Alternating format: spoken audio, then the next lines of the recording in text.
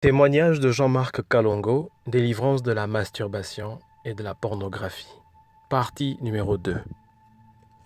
Ma conscience me condamnait d'un côté et de l'autre, le diable me disait que Dieu ne me pardonnerait pas mes péchés, même si je lui demandais pardon. Et cela m'enfonçait dans une culpabilité atroce. Romains chapitre 7, verset 24 dit « Misérable que je suis, qui me délivrera du corps de cette mort ?» Bien-aimés, vous devez comprendre que la masturbation est un péché très puissant qui crée une dépendance insatiable et totale de la personne qui la pratique. Vous ne pourrez jamais vous en débarrasser par vos propres efforts. Il faut que Jésus-Christ vous délivre. Ne croyez pas que vous pourrez vaincre Satan avec votre propre force humaine ou avec des bonnes leçons de morale ou de civisme ou encore avec des bonnes résolutions pour le nouvel an. Bien-aimés, le seul qui puisse vous délivrer, c'est Jésus-Christ. Ne vous y trompez pas, le seul qui puisse vous délivrer. Délivrer un homme ou une femme de ce genre de pratique, c'est le Seigneur Jésus-Christ. La Bible dit dans Apocalypse chapitre 12, verset 11, « Ils l'ont vaincu à cause du sang de l'agneau et à cause de la parole de leur témoignage. Et ils n'ont pas aimé leur vie jusqu'à craindre la mort. » La Bible dit également dans Éphésiens chapitre 6, verset 12, « Car nous n'avons pas à lutter contre la chair et le sang, mais contre les dominations, contre les autorités, contre les princes de ce monde de ténèbres, contre les esprits méchants dans les lieux célestes. » La masturbation, bien-aimé, m'avait rendu très hypocrite. Et à l'époque, j'étais un très grand menteur. J'étais très colérique, très hypocrite, très orgueilleux. J'allais d'une extrême à une autre. Les hauts étaient très hauts et les bas étaient très bas. Ma vie se dirigeait dans une direction sans issue. Il n'y avait pas beaucoup à espérer. Et plus les années passaient, plus ma détresse grandissait. J'étais devenu l'esclave de Satan, l'esclave du péché, l'esclave de ma propre chair. Bref, l'esclave de moi-même. J'étais fatigué de vivre dans le péché. Je n'avais ni le courage ni la force d'en parler à qui que ce soit pour recevoir de l'aide, car ce péché m'avait rendu prisonnier. J'étais prisonnier. Et je me disais toujours, je suis en train de me détruire. Mais je ne savais le dire à personne. Bien-aimés, les esclaves vivent dans la honte, sans espoir d'être délivrés. Bien-aimés, les amis de l'école qui m'avaient influencé dans la masturbation, eux ne souffraient pas comme moi. Eux n'avaient pas le cœur déchiré par la culpabilité comme moi. La plupart d'entre eux, je ne les ai même plus revus jusqu'à ce jour. C'est pourquoi je vous encouragerai à faire attention avec qui vous vous asseyez, à faire attention avec qui vous vous alliez ou avec qui vous vous liez d'amitié.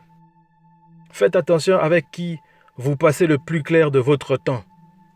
Faites extrêmement attention au choix de vos fréquentations. Car la Bible dit que celui qui a beaucoup d'amis les a pour son malheur. Proverbe 18, 24. Pendant ces années, mon père organisait régulièrement des réunions de prière à la maison. À cette époque, il y avait beaucoup de vrais serviteurs de Dieu. Alors un jour, mon père invita un jeune homme à qui Dieu avait montré la vision de l'enlèvement de l'Église. Et bien aimé, cette vision bouleversa mon être tout entier. Ce témoignage me bouleversa au point où je passa 3 jours à pleurer amèrement dans mon cœur Et amèrement, je pleurais à chaudes larmes pendant 3 jours. Dans le secret, personne ne me voyait, personne ne savait que je pleurais, que j'avais été autant touché par ce témoignage de ce jeune frère qui parlait de l'enlèvement. C'était tellement vrai, et je m'étais senti interpellé. Je ne me souviens pas avoir pleuré autant de toute ma vie. Mon âme avait faim et soif d'un changement. Mon âme était fatiguée des chaînes du péché. Et du fond de mon cœur, je pleurais amèrement à Dieu de me délivrer des chaînes de Satan. Mais malgré cela, je suis retombé dans le péché quelque temps après. Malgré les multiples tentatives de rompre les chaînes de la masturbation et de la pornographie, j'ai échoué. J'ai échoué. Je me souviens, le plus longtemps que j'ai pu tenir sans céder à la tentation, ça a duré 2 mois seulement. Puis je retombais. Et ma conscience me tourmentait à un point inimaginable. J'étais dans un état lamentable à l'intérieur, au fond de moi. Mais à l'extérieur, je paraissais, et j'étais même enviable. Les gens pensaient que j'avais pas de problème, que j'étais bien, que j'avais pas de soucis. Et surtout qu'à l'époque, je pratiquais les arts martiaux. J'étais très musclé à l'époque. Alors quand les gens me voyaient, ils se disaient que j'avais pas de problème, que que j'étais arrivé, que j'étais au paradis. Mais au fond de mon cœur, je pleurais chaque jour, à Dieu de me libérer de la masturbation. Je criais au secours dans mon cœur. Et, bien aimé, je haïssais ce péché de toutes mes forces, de tout mon cœur. J'ai développé à cette époque une haine pour ce péché. Une haine, mais je n'arrivais pas à m'en défaire. Je vous assure, je criais au secours dans mon cœur et je haïssais ce péché de tout mon cœur, de toutes mes forces. Jusqu'à ce que, un jour particulièrement, j'ai fait une prière d'autorité quand je sentais le désir de me masturber et j'ai chassé ce désir au nom de Jésus-Christ.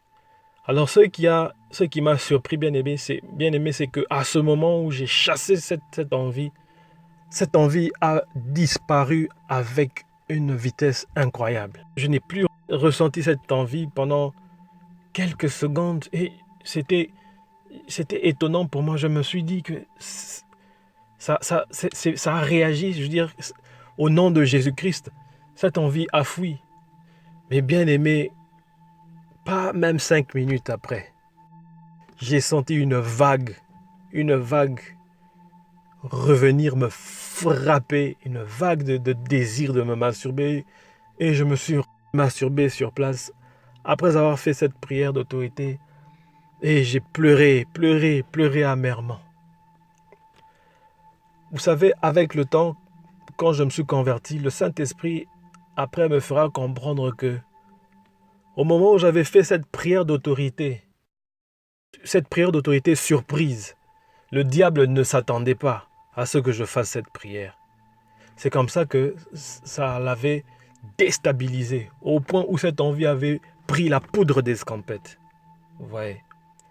Et pour me punir, il avait renvoyé une vague encore plus forte, plus puissante pour me faire tomber, me subjuguer, me pousser pour que je me décourage et que je me dise que malgré le fait que j'ai une fois, ne fût-ce qu'une fois réussi à chasser cette envie, au nom de Jésus-Christ, que le désir de me masturber reviendrait me dominer 1000 fois, même 10 000 fois.